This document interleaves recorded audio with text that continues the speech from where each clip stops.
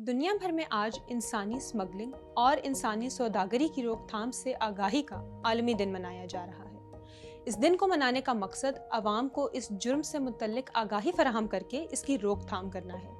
इंसानी स्मगलिंग और इंसानी सौदागरी क्या है और पाकिस्तान में इस जुर्म के खिलाफ क्या कवानीन बनाए गए हैं। इंसानी स्मगलिंग, अगर कोई शख्स अपने फायदे के लिए किसी दूसरे शख्स को गैर कानूनी तरीके से किसी दूसरे मुल्क में दाखिल करे या सहूलत पैदा करे इस मुल्क में जिसका ना ही वो शहरी हो और ना ही जिसका वो मुस्तकिल बाशिंदा हो, तो ये इंसानी स्मगलिंग कहलाती है। इंसानी सौदागरी यानी ह्यूमन ट्रैफिकिंग से मुराद है कि कोई शख्स ताकत के इस्तेमाल, धोखाधही या ज़बरदस्ती से किसी दूसरे शख्स को जबरी मुशक्कत या कारोबार के तौर पर जिनसी अफ़ाल के लिए भर्ती करे, उसे पनाह दे, उसकी नकलो हमल करे, इन अवामिल के लिए फ़र्द या अफराद मुहैया या हासिल करे या ऐसा करने की कोशिश करे, तो ऐसा शख्स इंसानी सौदागरी का मुर्तकिब होगा। आसान अल्फाज में इंसानों पर ऐसा कोई भी कारोबार करना जो गैर कानूनी है इंसानी सौदागरी कहलाता है। इंसानी स्मगलिंग और इंसानी सौदागरी में क्या फ़र्क है? इंसानी स्मगलिंग बुनियादी तौर पर रियासत के खिलाफ जुर्म है,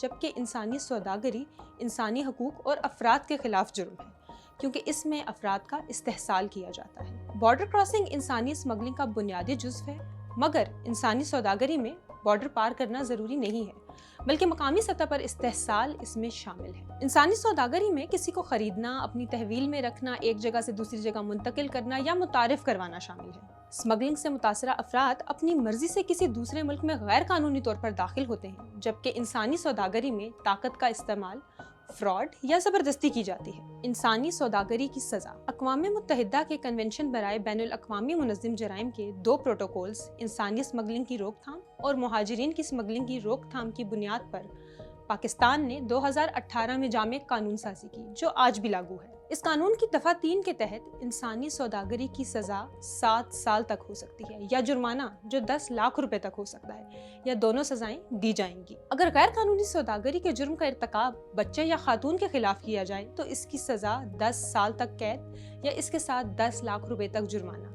या दोनों हो सकती हैं। कानून की दफ़ा 4 के मुताबिक अगर जुर्म के इर्तिकाब के दौरान मुतासरा शख्स को शदीद ज़ख्मी करना या ज़िंदगी के लिए ख़तरा पैदा करने वाली बीमारी या मौत वाक़े करना या जुर्म मुनज़्ज़म जराइम करने वाले पेशावर गिरोह की सरगर्मी हो या मुतासरा शख्स की सफरी दस्तावेज़ात की ज़ब्ती या ज़ाया करना हो, तो मुजरिम को 14 साल तक सज़ा हो सकती है और साथ 20 लाख रुपए तक जुर्माना भी हो सकता है। अगर मुतासरा शख्स कोई बच्चा हो तो इस्तिगासा के लिए ताकत के इस्तेमाल, धोखाधही या ज़बरदस्ती को साबित करना ज़रूरी नहीं है और अदालत दिफा के तौर पर मुतासरा बच्चे के वालिद या वालिदा या सरपरस्त की रजामंदी को ज़ेर गौर नहीं ला सकती। इस कानून के मुताबिक इस जुर्म में साथी के तौर पर हिस्सा लेने वाले, मदद या आनत करने वाले को भी सजा दी जाएगी। ये कानून मुतासरा अफराद को तहफ़्फ़ुज़ फराहम करता है और कहता है कि मुतासरा शख्स के खिलाफ कोई कार्रवाई अमल में नहीं लाई जाएगी, यानी उसके खिलाफ केस दायर नहीं किया जाएगा।